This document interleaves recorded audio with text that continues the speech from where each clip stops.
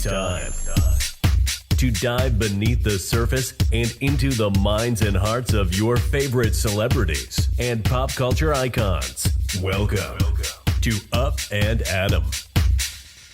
Hey guys, what's up? You're watching Up and Adam. My name's Adam Newell. And for those of you who don't know me, I'm the guy bringing you guys all the weekly interviews and recaps from your favorite celebrities and pop culture influencers. But for those of you who do know me, you know that that's not why we're always here, right? Guys, if you haven't already, go ahead, smash that like button, subscribe to my channel, and hit that notification bell because, well, you don't want to miss anything we have coming up. And with that, let's jump right in. Okay, guys, so we're back to talk about 2 new Bravo spinoffs coming our way. And just to be fair, we have a lot of Bravo spinoffs coming our way. However, these 2 fall within the same realm of the Real Housewives of Atlanta, so I figured I would consolidate and just focus on the 2 that focus around Atlanta. Guys, we have Porsha Williams, who just landed a 3-part series, sort of spinoff, but kind of addition to about her life. Now, I kind of find this interesting only because isn't that what the Real Housewives of Atlanta or any Housewives franchise focuses on anyways? I mean, we've had Porsha Williams around for years. We've seen her life. We've seen her at the beginning when she was married to Cordell. We've seen her date. We saw when she kind of acted like a little bit of a Southern belle. We saw when she was calling herself the Thought Princess. We saw when she was dating. We saw her through having her baby. We saw her get engaged. Then we saw her break up because, well, Dennis McKinley cheated. And now she's engaged again. And we were assuming that that would play out on the new season of The Real Housewives of Atlanta anyways.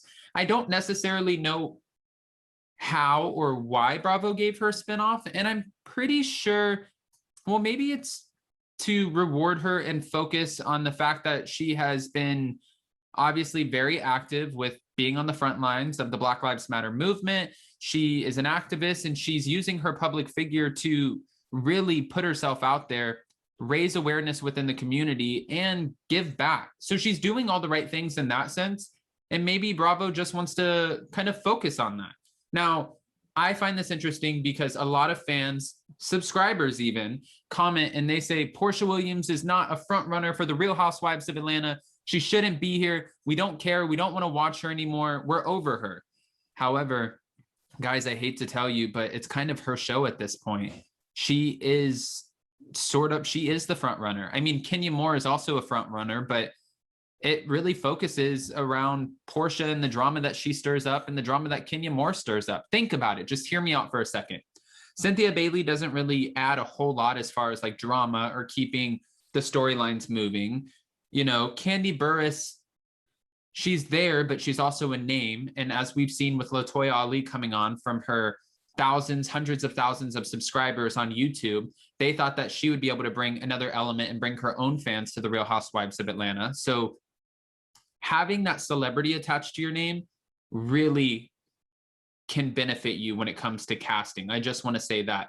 Now, moving forward, as far as what we're going to see with Porsha, we're going to see her new engagement. We're going to see a little bit of the back history of her life growing up and how that looked with her and her sister. We're going to see a little bit more about her as a mom and all of the jobs that she has. So a 3-part series, I mean, I'm sure they'll make it interesting. Not only that, guys, we've talked about this a million times, and I use the number 1 million because that's what she's getting paid for this spinoff, $1 million.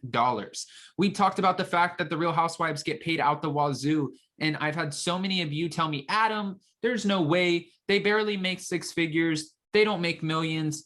Yes, some of them do. Teresa Giudice commands over $1 million a season. Nene Leakes was getting paid over $2 million when she was on. Some of our Real Housewives of Beverly Hills OGs, they get paid out the wazoo millions. I mean, to think that that's not happening, that's insane. Last year, the Vanderpump Rules cast members who were on since season 1, they were getting paid upwards of $600,000. So why would you think that the Housewives wouldn't be commanding this sort of monetary value? They are. Moving forward, Porsha wasn't the only one who landed her own little spinoff. And hers is much shorter than this next one, but Kandi Burruss got one too. It's called the Kandi OLG Project. This is going to focus around Kandi, her husband Todd, and of course her mom, Mama Joyce, and then the aunties. It's going to focus around them kind of being in this Vanderpump Rules sort of state of mind where they're the cameras are going to be following a select few members who are bartenders and servers at the OLG restaurant, and Kandi and Todd and then the moms, well, the mom and the aunties, they're going to be sort of supervising in an LVP role. They're going to be guiding them. We're going to see these servers and bartenders go out and enjoy their nightlife, flirting with guests, doing whatever they do. And then when they get reprimanded, obviously they have to face Mama Joyce. I actually think this could be a shoo-in as far as ratings. I think this would be ratings gold. It's almost like the VPR of Atlanta. I'm excited about this. I'm excited because it's not that I don't find Kandi Burruss fascinating. I do find her fascinating, but sometimes I feel like her storylines on The Real Housewives of Atlanta are a little bit lackluster. And please don't get mad at me for saying that. But sometimes I just don't feel like she adds a whole lot to the dynamic. Think about it and hear me out for a second. This past year, her whole storyline was sending Riley off to college. It wasn't that big of a deal. And then she was getting berated about what happened in the room with Bolo and Porsha. So it wasn't a whole lot to offer, just to be fair. However, when you start adding her mom into the mix, the aunts who are so opinionated, Todd, who he's always in a back and forth with Mama Joyce, then Kandi, who has to sort of micromanage, Don Juan, who's her right-hand man, and then a staff who's reckless, young, hot, and doing whatever they want to do and just getting reprimanded. Yes, this is going to be gold. And it's, again, like I said, much longer than Porsha's 3-part series. I'm almost positive that if Kandi wants this to continue, she will land a second season already based off of knowing that Vanderpump Rules has been so successful, and the fact that they're filming already season 9, this most likely will grow into a much larger franchise. I'm excited for Kandi, and you know, if Porsha's getting $1 million for that 3-part series, what the hell is Kandi getting paid for this? Especially because her and Todd are executive producers on the show.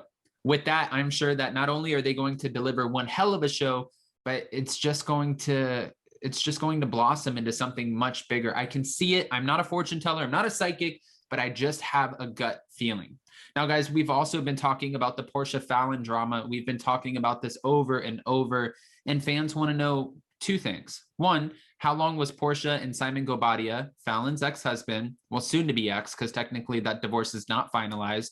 How long have they been dating before they got engaged? Because fans aren't buying the fact that they were only dating a month.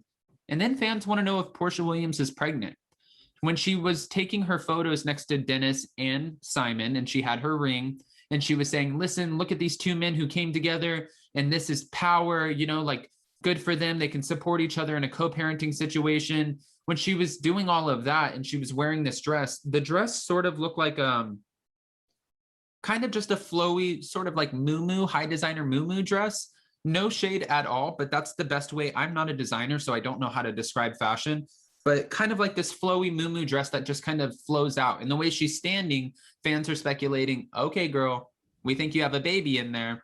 I just have one thing wrong with that. I feel like that's so awful to do to someone, because if in fact Porsha is not actually pregnant, she's going to see this on social media. She's going to feel like she's maybe gained a little bit of weight, and she's going to probably take that to heart.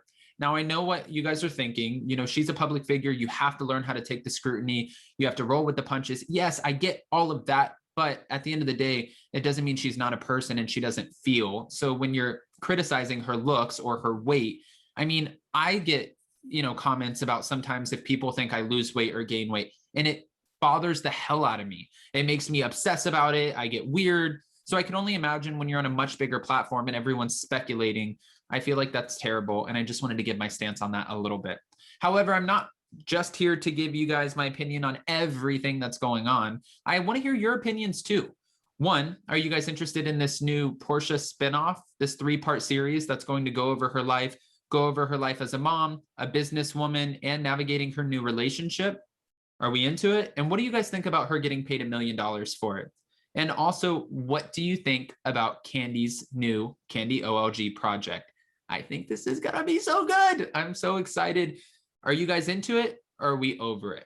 Do you guys think that maybe it'll be a little bit more interesting having Mama Joyce and the aunties? So many questions, guys, to which I need so many answers. If you haven't already, go ahead, comment below. And before you go, don't forget to smash that like button, subscribe to my channel, and hit that notification bell because, well, you don't want to miss anything we have coming up. And with that, we'll see you next time. Bye, guys. Check us out every Monday and Wednesday. Thanks for watching Up and Adam.